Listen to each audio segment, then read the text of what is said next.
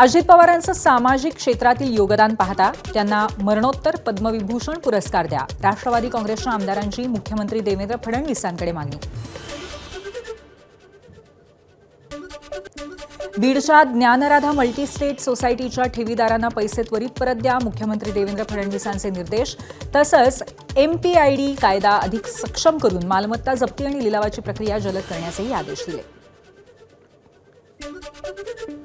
मुंबईतल्या जुहू आणि विलेपार्ले फनेल झोनच्या वायरलेस पट्ट्यातील इमारतींच्या पुनर्विकासाचा मार्ग मोकळा.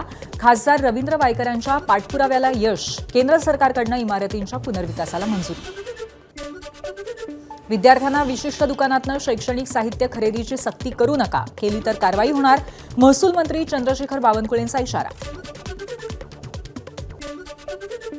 रिलायन्स होम फायनान्स प्रकरणामध्ये CBIने पहिलं आरोपपत्र दाखल केलं. माजी CEO रवींद्र सुधाळकरांसह 4 जणांवरती फसवणुकीचा आरोप. 10 बँकांना 3,526 कोटींचा फटका. प्रकरण सर्वोच्च न्यायालयाच्या देखरेखीखाली.